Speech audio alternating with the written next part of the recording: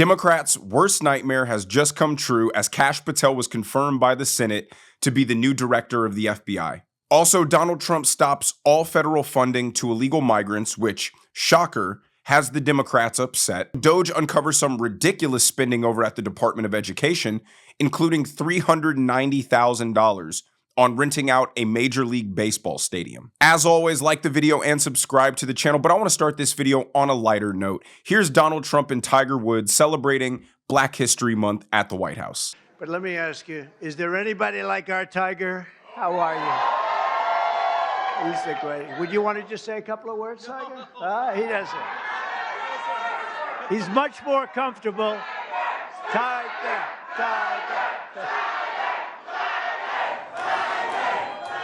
Hey, it's an honor to be here. It's an honor to be here with you, Mr. President, and to be on the road here with all of you. Thank you so much.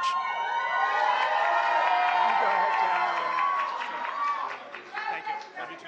Go right over here. Thanks, Tiger.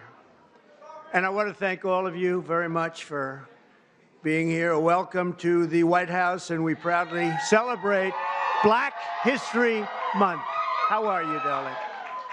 Today we pay tribute to the generations of Black legends, champions, warriors, and patriots who helped drive our country forward to greatness. For someone who the Democrats claim is such a racist, he's honestly doing an abysmal job at that. Let's not forget he was awarded the Medal of Honor with Rosa Parks and Muhammad Ali. But hey, what do I know? I'm just a guy with eyes and ears. But I just wanted to show this because it exemplifies what I try to tell Black Democrats when they say that Donald Trump doesn't care about them. I truly believe that Donald Trump cares about all Americans. He's from New York. He understands the grit and the diversity of that city. I think he believes Americans are the best people in the world, regardless of their race. But let's move on to another example of how much of a failure Donald Trump is at being a racist, as his Indian nominee Kash Patel is confirmed by the Senate. Watch. The Senate has just confirmed Donald Trump's controversial pick to lead the FBI, Kash Patel. He was confirmed in a narrow 51-49 vote, with Republican Senators Susan Collins and Lisa Murkowski both voting against him, all other Republicans voting for him. Patel is a Trump loyalist, as you know, who worked for him during his first administration. He's been a fierce critic of the FBI in the past and has vowed to bring reform to the agency that he believes has become corrupted. Chief Justice Correspondent Pierre Thomas joining us now for more. Pierre, let's talk about the changes that we should expect now that Patel is going to head the FBI. Well, before we get to that, I think one of the things we should probably point out, Kira and Terry, is that this was the most partisan vote, as far as I can tell, in U.S. history in regard to an FBI director. In the past, you'd had directors that would be confirmed with, very significant bipartisan voting, certainly nothing on the scale where all the Democrats, not a single Democrat, voted for Kash Patel. Well, I mean, no Democrats are voting for any of Trump's cabinet picks, so I don't think that point is significant. I mean, if all the Republicans are voting yes and all the Democrats are voting no, that means somebody's wrong. And when you look at the track record of the Democrats ruining the country for the past 4 years, and their incessant desire to want to fight the government being cleaned up of waste and corruption, a rational person is only left to assume that the Democrats are in the wrong here. And at the beginning, the reporter said Trump's controversial cabinet pick. Controversial to who? I, just like millions of other people, were sickened at seeing the FBI raid a former president's house all over something so mundane as classified files. The same exact thing Joe Biden got caught doing, but then was declared too old and too senile to really be held responsible for that. So yes, I believe that the DOJ and the FBI were weaponized against Donald Trump to try to throw him in jail to stop him from doing exactly what he's doing now, which is clean up the corruption and the bureaucratic stranglehold on the federal government. Now, before Kash Patel was confirmed, Adam Schiff and a few other Democrats on the Senate Judiciary Committee staged a sorry and embarrassing resistance press conference in front of an audience of 0 to explain why Kash Patel was actually going to be the most disastrous thing for America. What he really means is Kash Patel is going to be the most disastrous thing for him. Watch. This is someone we cannot trust. This is someone who lacks the character to do this job, someone who lacks the integrity to do this job. We know that. Our Republican colleagues know that. The only qualification Kash Patel has to be FBI director is that when everyone else in the first Trump administration said, no, I won't do that, that crosses moral, ethical, and legal lines, Kash Patel said, sign me up. In the first Trump administration, as we are seeing in the second, you rise to the level of your sycophancy, and no one is a bigger or more dangerous sycophant than Kash Patel. This political hack does not deserve to be in this building. He can't do the job. He won't protect the public. He will misuse the resources of the Bureau. He will weaponize it against the president's political opponents rather than protecting the safety, the public safety of the American people. He can't be trusted. He lacks the integrity to do the job.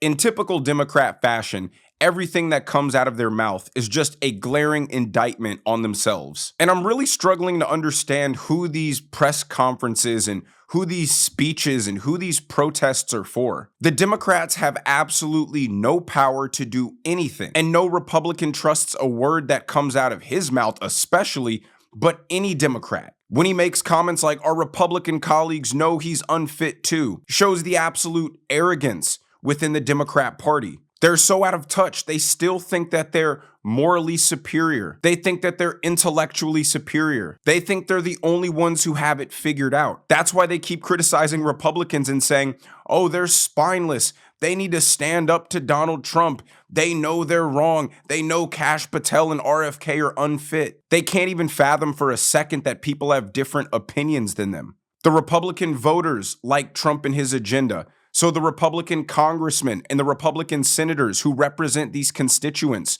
are going to support Trump's agenda. They think we're as panicked and timid as they are, walking on eggshells, looking for any reason to be mad at something that Trump does. Now listen to this ABC reporter expose his Trump deranged syndrome when explaining what we can expect from Kash Patel. In terms of what we can expect at the FBI, I think you can expect this director to pay particular attention to the administration's position on fighting illegal immigration. The FBI has already been deployed to help out in that regard. I think you will see Patel echo that focus. Clearly, the other thing that has happened is that under Chris Wray, the previous leadership under Chris Wray has already been moved out of the FBI. We can expect Patel to look for more people that he might believe were part of what members of the Trump administration believe was the weaponization of the FBI.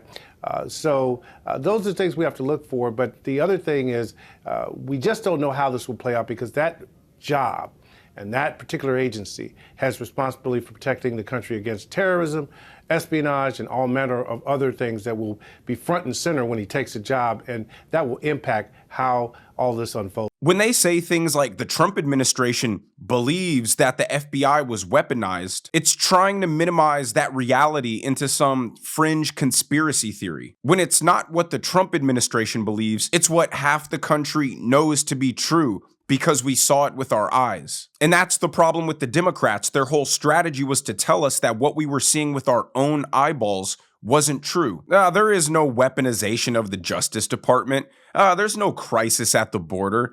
There's no inflation. Bidenomics is amazing. So that's part of the reason why they were so out of touch with the public, is because they refused to admit what the public's concerns were. And that's part of the reason they were so out of touch with the public, is because they refused to admit that what people said they were concerned about was even valid. They would just throw a report in their face and say, well, the experts say, so shut up. Now, a big moment is about to play out for Democrats that I'm personally looking forward to, which is DOJ about to enter the Pentagon. Watch. My notes tell me that there are about 950,000 civilian employees with the Department of Defense.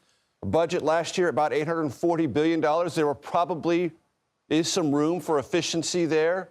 But these probationary notices and the idea that significant firings could occur as soon as this week, how does that land with you? What are the implications of that? Well, I don't think, as you say, it's a huge surprise to anybody. I can tell you there's plenty of four-star generals and admirals in the force who also think there's room for budget cuts. It's a lot of money. And nobody, I think, is opposing what they believe, and everyone has an opinion. Of course, there's sensible budget cuts, but there's something else going on here in Washington, and that's Congress. Because the way the Pentagon budget is designed, these weapons programs are these weapons are manufactured in any number of states across the country. And why is that? So you have senators and congressmen who have jobs in their districts that they want to protect, and they typically do not take kindly to massive budget cuts. And the reason I'm so excited to watch this play out is because Democrats have been screaming, oh, if Doge wanted to save money, they'd go to the Pentagon. The Pentagon's budget is so bloated. They haven't passed an audit. But they're also forced to hate what Doge is doing. So they're being put at a crossroads. Are they going to have to finally admit that Doge is doing a good job when they uncover waste there? Or are they going to be forced to support the Pentagon and bloated bureaucracy and the military-industrial complex? I think this fork in the road is going to be way too much for most Democrat brains to process, and I assume that they'll just have a meltdown and scream or shout or make cat noises as they do. But even the reporter who was explaining it already showed glimpses of that same mindset, as she mentioned that, of course, there's so much money there, of course things might be able to get cut, but then is quickly forced to defend the other side of it and say, oh, well, these budget cuts could have national security implications. Oh, we could be cutting important personnel. It's only consistently exposing what we already know to be true about corrupt Democrats, which is they only say that they're for cutting government waste. And speaking of waste, let's listen to what Doge found at the Department of Education today. Watch. Listen to some of the things they spent the money on. For example, $393,000 to rent out a Major League Baseball stadium, $86,000 on Caesars Palace hotel rooms, Vegas, and $60,000 on swimming pool passes. Former Education Secretary Betsy DeVos joins me now. Madam Secretary, did you know anything about spending of this kind when you were Education Secretary? Well, absolutely not, Stuart. And it's just another example of why the Federal Department of Education should not exist. When school union bosses kept schools shut down for months on end and extracted $190 billion from Congress for learning loss, and instead we see it going to activities and things like you have just pointed out, there is zero result, zero accountability. And the accountability we see is children's achievement levels continuing to decline. She goes on to say this is just more ammunition for why the Department of Education should be dismantled. I mean, they have a $250 billion budget. And as Democrats like to proclaim, they're not even involved with the curriculums in schools, even though they spend a ton of money sponsoring these radically liberal nonprofits that are in charge of teaching seminars across the country, which do have a direct effect on the curriculum. Really, all the Department of Education does is enforce the federal laws about discrimination, help with university tuition, help with funding for special ed programs, and help provide, free school lunches for underprivileged kids. Well, Trump's plan is like 90% of that budget can be slashed and given directly to the states who are closer to the actual problem and can administer that capital much more efficiently. And with all that extra money not going to administrative staff at the Department of Education, maybe some of the money can actually be used to give teachers better pay, which would encourage better teachers, which would lead to better outcomes for students. And so when you see examples like this of $390,000 of COVID funds being used to rent out a Major League Baseball stadium, you just think, throw this department in the wood chipper with the rest of them. Now, one of the bigger pieces of news that happened today was Donald Trump cutting off all federal funding for illegal migrants. Long overdue. How about this? President Trump signing an executive order ending all federal taxpayer benefits for illegal immigrants. Lucas Tomlinson is live in Washington with more. Hey, Lucas. Well, good morning, Ainsley. Good morning, guys. Some eye-opening numbers for you this morning. President Trump's executive order bars illegal aliens from receiving federally funded benefits to the total of $177 billion. And here's a little breakdown for you. It includes $59 billion for Obamacare premium tax credits, $43 billion for the earned income tax credit and the child tax credit, $40 billion for Medicaid and Children's Health Insurance Program, $15 billion for food stamps, $13 billion for children nutrition programs, and $4 billion for the supplemental security income. A lot of acronyms for you this morning. The Federation for American Immigration Reform estimates that federal expenditures on illegal aliens in 2023 total nearly $66.5 billion.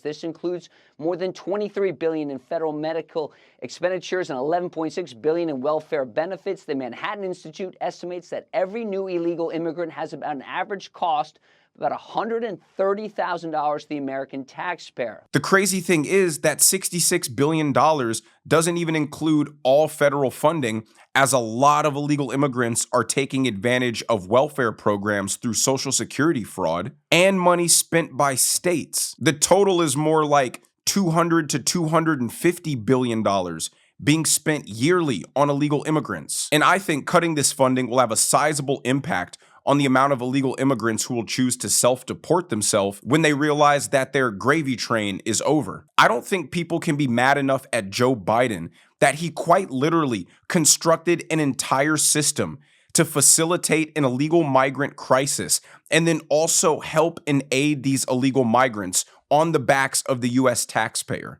It is indefensible, and I've still not heard a single Democrat try to even argue in favor of why that was a good idea. And as it's been exposed, billions and billions of federal taxpayer money was given to nonprofits to also help facilitate this crisis and provide aid. Listen to this lady whose nonprofit has been affected by Trump cutting federal aid for migrants, saying that 80% of her nonprofit's funding came from the federal government. So these are children that have come to this country without an adult or guardian with them at that time. So they're unaccompanied, they're vulnerable.